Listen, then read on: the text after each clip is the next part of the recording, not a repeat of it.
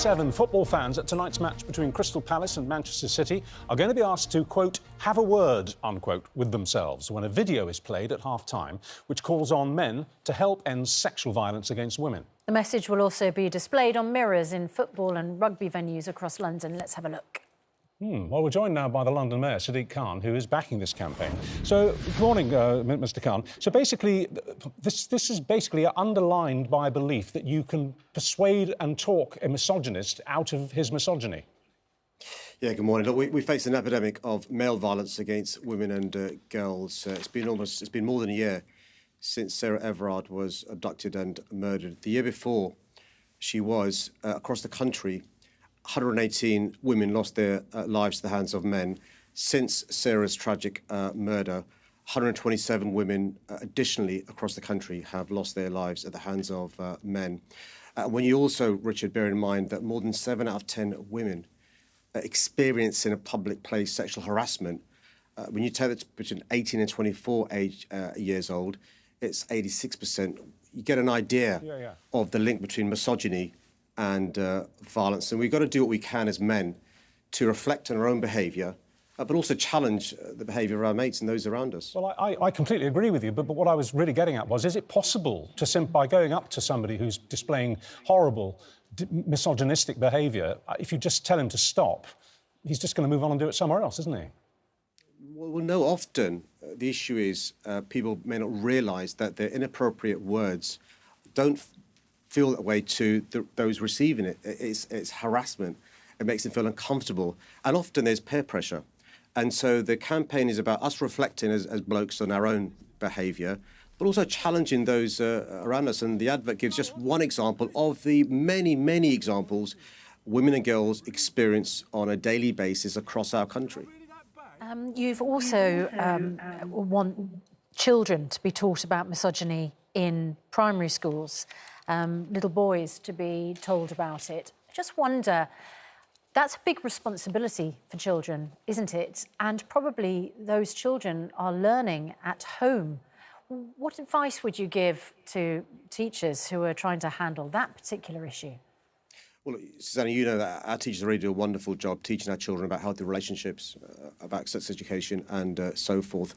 I think it's got to start at primary school, with boys understanding the importance of respecting girls, understanding that actually sometimes inappropriate attitudes can lead to inappropriate behaviour. It starts at a young age, because if you can nurture a child so they treat somebody who's a different sex and gender with respect, understand that some things are unacceptable, that will hopefully be spread when they become older, when they've got other mates and so forth. We know that actually misogyny isn't a hate crime. We also know that it's possible to harass a woman and a girl in a public place and not be a criminal offence. A number of years ago, it was legal to take a photograph of up a girl's skirt. Right? It was a common experience. It's still a common experience, I'm afraid, for somebody of your gender when they're using the tube, a rush tube, to be touched up, whereas Richard and I haven't got that experience. And I think us men and boys have got to have empathy, understand that, and be allies to women and girls. Well, listen, there's so much to talk to you about this morning. Can we just move on briefly to the fact that, as we all know, London is a little Russia in the sense that it's the capital of Russian-owned mansions, basically. And there's a suggestion that's been brewing over the weekend that those houses, which are mostly completely unoccupied, they're never ever lived in, and they're in wonderful condition, beautifully done up, that they should be used to house Ukrainian refugees. Do you support that call? I do, and actually your summary of the position is one I completely agree with. For too many years, Richard, London has been used by those Russian oligarchs close to Putin as a place to launder their money by buying homes and businesses. Often these properties, gorgeous big properties, sit empty for year on year. And what I'm saying to the government is they should be seizing these homes rather than selling them straight away. Allow those fleeing Ukraine who are going to come to London to use these homes as a safe haven. It's a poetic justice, but it's a good use of these homes that are currently owned by Russian oligarchs very close to Putin. Talking about oligarchs, we have the owner of the London Evening Standard, London's only evening newspaper, who, of course, is Russian and whose father was a serving KGB officer. As London's mayor, what do you make of that now? Well, firstly, we've got to distinguish Russians from those oligarchs and people close to Putin. We don't want any anti-Russian hate. There are many, many Londoners with links to Russia who are peaceful, lovely, nothing to do with Putin. But I think issues have been raised from what I've read in the media about Lord Lebedev. I think it's right for the House of Lords Appointments Committee to look into whether due process, full transparency occurred. What nobody would want is an impression being given that in the House of Lords, in our Parliament, there is somebody with links to Putin in the way alleged. I'm not sure whether the allegations are true. All I know is what I've read in the papers. But I think it is right and proper, for the sake of transparency, for there to be that inquiry. OK. No time to discuss it or anything else any further. Well, but, yes, go actually, on. I do want. There's one more thing I want to discuss further. There'll be a lot of people in London and, of course, beyond who want to take in a refugee. What do you make of the scheme, the £350 a month that's on offer? Would you personally be willing to host a refugee? We heard the Housing Secretary yesterday, Michael Gove, saying he is considering it. Personally, we won't be able to because of space and other security issues, but I admire the generosity of those Londoners. And we know our city is a generous city.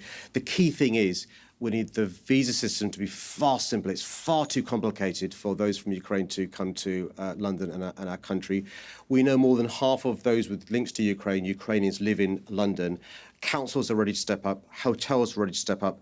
Businesses are ready to step up. Londoners are ready to step up. The issue now is the delay in the visas, but also we need to make sure there's the right support, the wraparound care. Many of these people will be traumatised. They need medical support.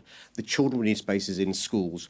We need to make sure English is available to those who can't speak English. We need to make sure they can work straight away, those with the skills. So, look, with the right support, with the visas being sorted out, we should be able to do at least what Germany and France and Italy and Spain and others have been doing. It's embarrassing when you compare what little we've done versus what our neighbours have done. Well, let's leave this where we came in, your campaign against misogyny. More power to your elbow. I hope it makes a difference. Every little helps, I guess. And Susanna, thanks to Palace, who've been brilliant, both the chairman and the manager, Patrick Vieira, and thank Palace for hosting the video for the first public showing tonight against City. I want Palace to get 3 points tonight, not just as a Liverpool fan, but because Steve Parish and Patrick Vieira have been brilliant. OK. Thanks very much indeed, Mr. Mayor.